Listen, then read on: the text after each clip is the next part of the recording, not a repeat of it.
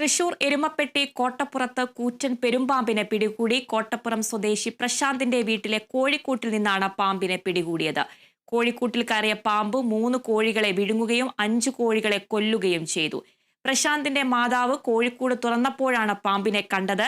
പാമ്പിന് ഏകദേശം 10 അടിയോളം വലിപ്പമുണ്ട്.